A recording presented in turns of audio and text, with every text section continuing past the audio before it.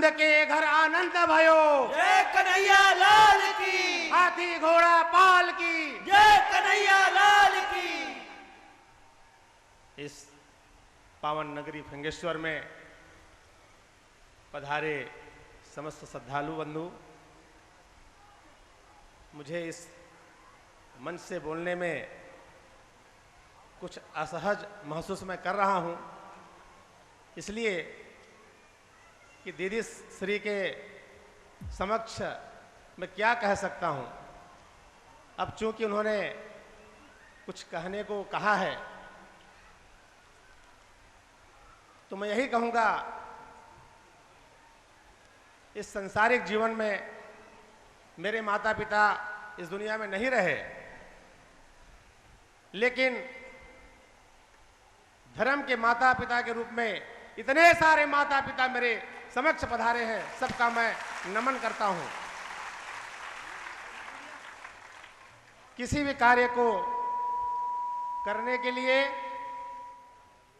घर का सहयोग आवश्यक होता है। मेरी धर्मपत्नी शीतल बराबर यह ख्याल रखती है कि मैं अपने जो बाहरी कर्तव्य है घर के साथ साथ पारिवारिक जिम्मेदारियों के साथ साथ निभा सकूं। साथ ही मेरे तीनों बच्चे,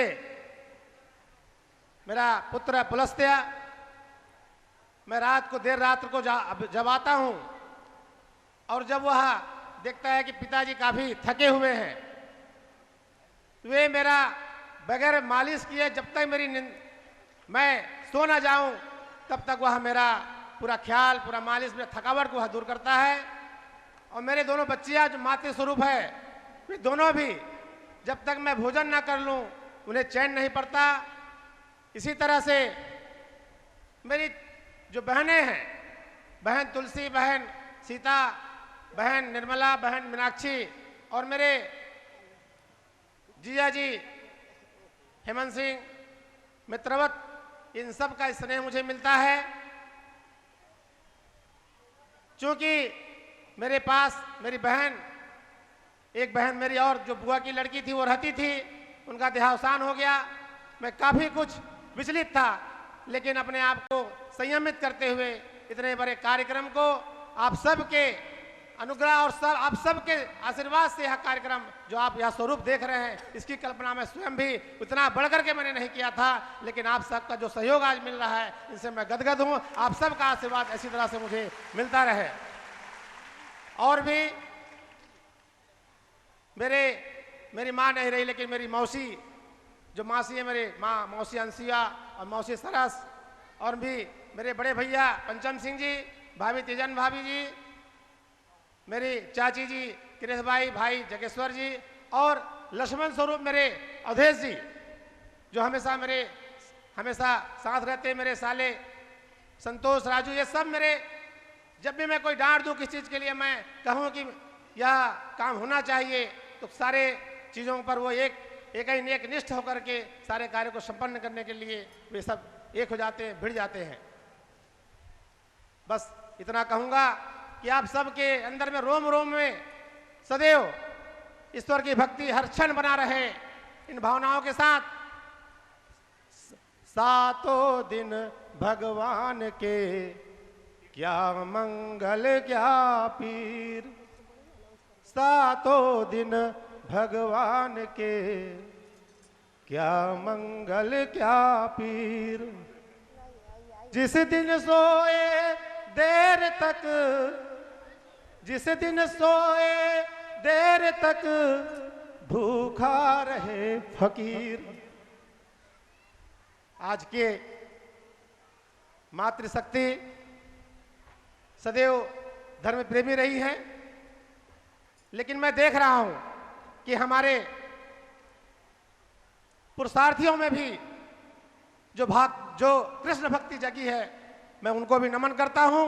और मातृशक्ति को नमन करते हुए इन भावनाओं के साथ, साध्य हो साधन तुम्ही मां, साध्य हो साधन तुम्ही मां, और तुम ही साधना। साध्य हो साधन तुम्ही मां, और तुम ही साधना। साधुकों के प्राण में भी, साधुकों के प्राण में भी माँ तुम्हें चिर चेतना, माँ तुम्हें चिर चेतना। मैं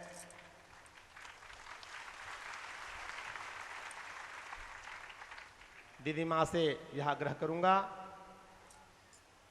कि इस फिंगेश्वर नगरी में 3 तारीख से तो मोहन जी पधार ही चुके हैं।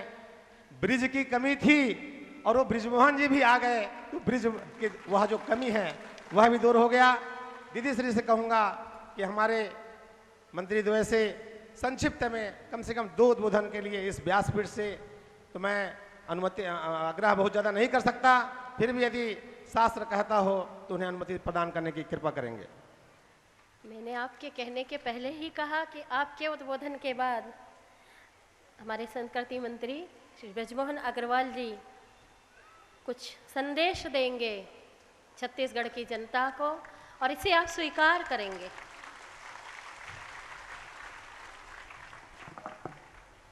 बोलिए भागवत भगवान की जय। राधे राधे। राधे राधे। सियावर रामचंद्र की जय। राजीव लोचन भगवान की जय। धनेश्वर महादेव की जय। मैं श्रद्धेय प्रज्ञा भारती श्री जी के चरणों में प्रणाम करता हूं और हमारे इस धर्म सभा में उपस्थित हमारे मंत्रिमंडल के भाई साथी चंद्रशेखर साहू जी, सभी आमंत्रित अतिथिगण। वैसे धर्म सभा में कोई अतिथि नहीं होता है, जो हमको धर्म पे चलने का रास्ता बताते हैं वही हमारे मार्गदर्शक होते हैं। तो हम सब छत्तीसगढ़ वासियों की अभी कोई अतिथि हैं तो प्रज्ञा भारती जी हैं, हम उनका स्वागत करें, तालियां बजाकर उनका अभिनंदन करें। मैं अशोक राजपूत जी, उनके पूरे परिवार को और उनके पूरे सभी साथियों को इस बात के लिए साधुवाद देता हूं कि फिंगेश्वर जैसे छोटे स्थान पर उन्होंने प्रज्ञा भारती जी को बुलाकर इतना बड़ा आयोजन किया है और लोगों को धर्म से जोड़ने का काम किया है। क्योंकि अब ये जो पूरा क्षेत्र है, जो पंचकोशी परिक्रमा है, राजीव लोचन भगवान की वो पंचकोशी परिक्रमा में फिंगेश्वर भी आता है। यहाँ पर 5 महादेव के मंदिर हैं और लोग पंचकोशी परिक्रमा करते हैं।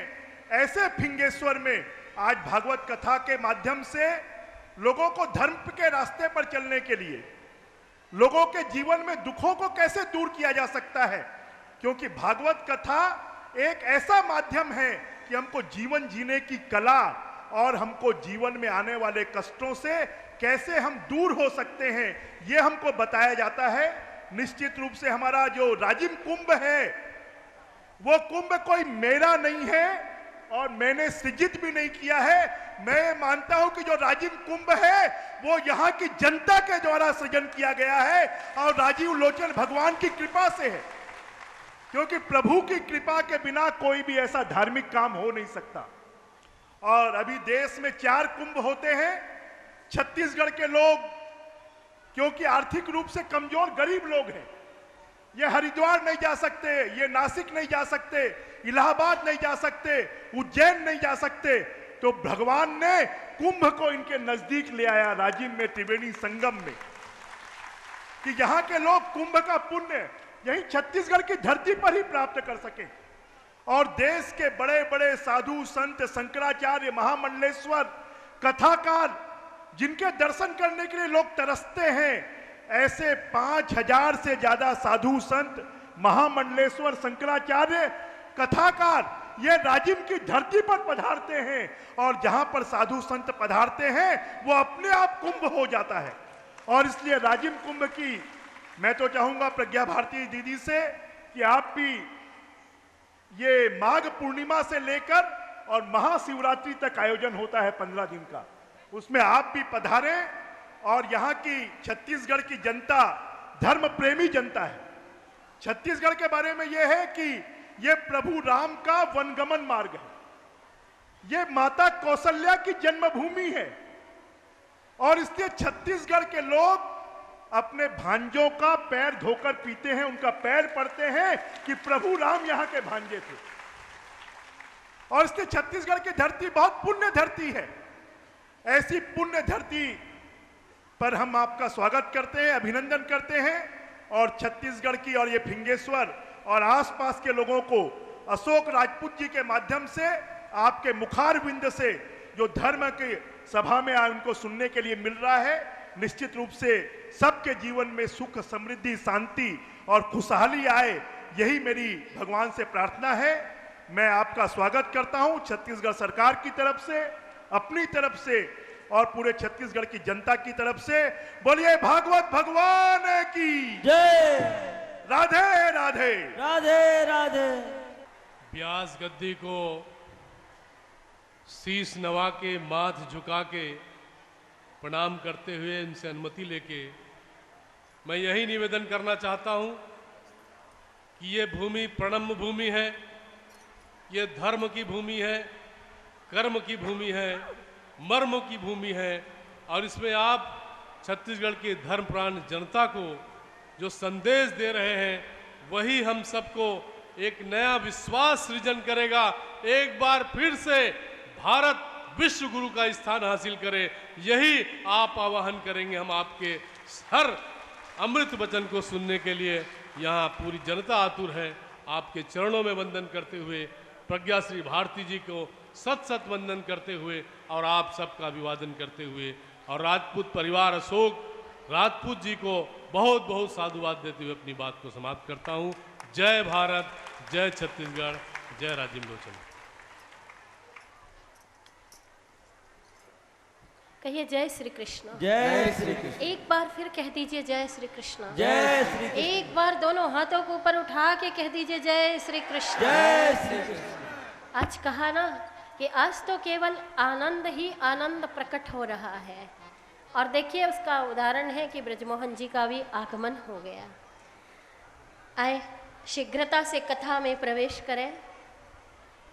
और अभी हमने प्रहलाद चरित्र सुना।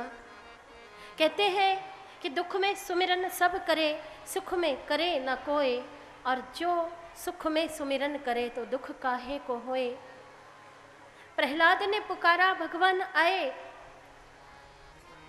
ऐसे ही गजेंद्र त्रिकूट पर्वत पर रहता है, मदमस्त हाथी है गजेंद्र, 50 हाथियों का बल है उसमें, अभिमान है उसे, मद है। मैंने कहा था ना हम सब भी हाथी है, हाथी हाथी। अरे शेर जो है ना जानवर, उसने इतने आदमियों को न मारा होगा जितना इस मनुष्य रूपी हाथी ने लोगों को मारा है। क्योंकि हाथी, जब यह हाथी मदांध होता है तो वर्ल्ड ट्रेड सेंटर पे आक्रमण कर देता है। जब ये हाथी मदांध होता है तो बंबई के ताज होटल पर हमला कर देता है। कितने लोगों को मारा।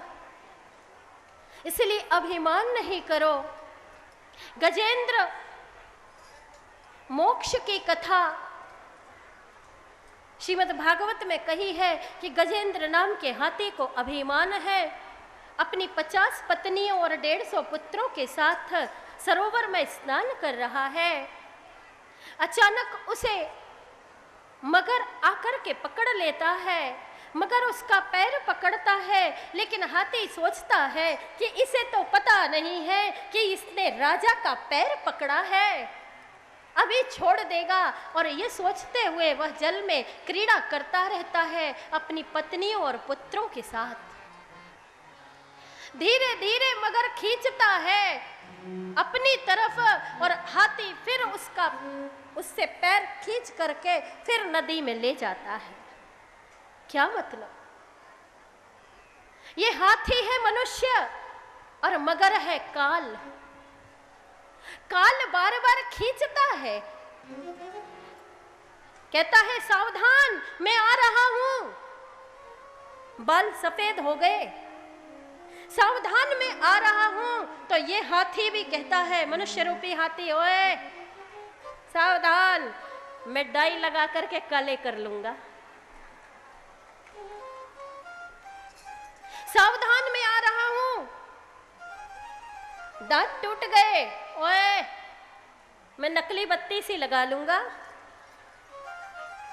सावधान मैं आ रहा हूं, आंखें कमजोर हो गई, मैं चश्मा लगा लूंगा। लेकिन जरा सोचो, जब खोपड़ी पर बाल ही नहीं उगेंगे तो क्या करोगे? जब चबाने की ताकत ही समाप्त हो जाएगी तब नकली बत्ती सी का भी क्या करोगे? तो मनुष्य भी हाथी है। गजेंद्र नाम का हाथी सरोवर में जल क्रीड़ा कर रहा है। जल क्रीड़ा करते करते ग्राह बार बार पकड़ता है, वो बार बार उससे छूटने की कोशिश करता है। एक समय ऐसा आता है कि उसकी शक्ति कमजोर हो जाती है। वो अपनी पत्नियों से सहायता मांगता है, पुत्रों से सहायता मांगता है। थोड़ी देर तो पुत्र भी सहायता देते